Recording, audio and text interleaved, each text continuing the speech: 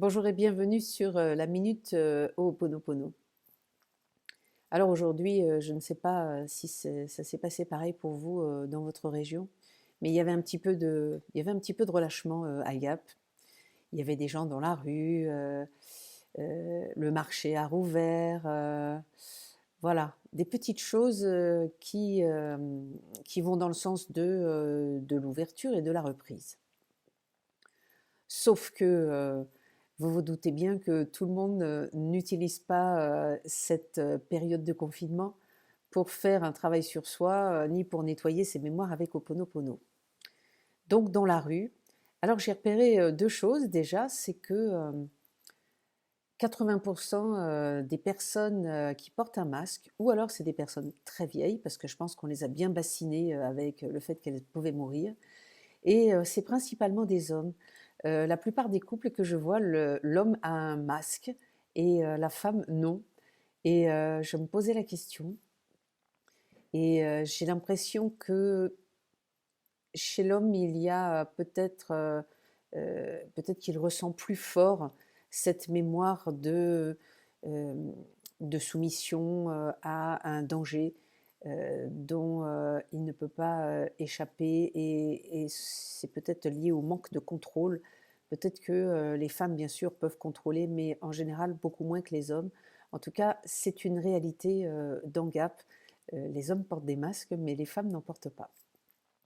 Et en fait, il y avait, alors quand je dis le marché a rouvert, il y avait trois stands sur la place, hein, dont un de pommes de terre. Je me suis dit, heureusement que ce n'est pas des topinambours, parce que là, on se serait vraiment cru juste à l'après-guerre. Et donc, il y avait deux hommes, en masqué bien sûr, qui étaient en train de se parler. Et, euh, et en fait, ils échangeaient des propos d'un fond de colère. Et en fait, ils n'avaient pas exactement la colère placée au même endroit. Le problème, c'est que on n'est jamais en colère pour la bonne raison. On est toujours en colère pour une raison en 2020, alors qu'en fait, c'est souvent quelque chose de beaucoup plus ancien. On l'a vu dans les mémoires, et les gens ne savent pas en fait qu'ils sont dans la répétition de leur mémoire. Donc, il y en avait un qui était en colère contre l'injustice parce que il a l'impression que tout le monde n'est pas traité pareil, qu'il y en a qui prennent des PV et d'autres qui ont plus d'autorisation.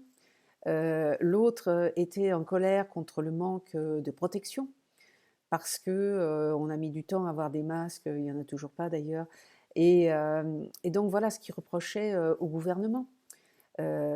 Finalement, il y en a d'autres qui sont en colère parce que le gouvernement est trop approximatif dans son approche des dangers du virus. On fait des comparaisons entre les premières vidéos où il disait non, non, vous inquiétez pas, et la suite. Il y en a qui sont en colère parce qu'on les oblige à être enfermés. Il y en a qui sont en colère parce qu'on les prive de leur liberté. Il y en a qui sont en colère parce qu'ils ont l'impression qu'on leur ment. Il y en a qui sont en colère parce que on leur interdit les médicaments qui pourraient soigner. Et en fait, chacun est en colère en fonction de la mémoire non résolue à l'intérieur. Donc si vous avez été confiné quand vous étiez petit, c'est-à-dire ou à l'adolescence, vous n'aviez pas le droit de sortir parce que vous n'avez pas le droit d'aller voir les garçons sortir en boîte, aller dans les booms, bah, finalement vous allez être en colère parce que vous êtes maintenu à la maison en croyant que c'est 2020 alors que c'était peut-être il y a 40 ans. Donc faites bien attention quand vous êtes en colère aujourd'hui de bien vérifier si ce ne serait pas juste un remake d'une ancienne colère, de quelque chose qui vous est réellement arrivé et que vous projetez aujourd'hui dans le monde de 2020. Donc voilà, si vous avez des revendications par rapport à tout ce qui se passe, et je pense que si vous regardez le journal télévisé tous les jours, vous allez en avoir, eh bien, vous pouvez utiliser les raisons de votre colère. Hein, par exemple, si c'est l'injustice, bah, je suis désolée, je ne savais pas à quel point tu portais encore des mémoires d'injustice. Si c'est des mémoires d'emprisonnement et d'interdit, je suis désolée, je ne savais pas à quel point tu avais vécu ton enfance en ayant l'impression qu'on t'interdisait tout. toujours dans pardonne-moi de projeter en 2020 que c'est maintenant que je vis cela, alors que tu vivais ça déjà petit. Et c'est là où on remercie, je te remercie de m'envoyer en fait le même scénario qui me fait réagir de la même façon. C'est ce qui me fait comprendre que les deux mémoires sont collées et l'une m'encourage simplement à venir nettoyer une plus ancienne. Je te remercie, je t'aime, je vous retrouve demain.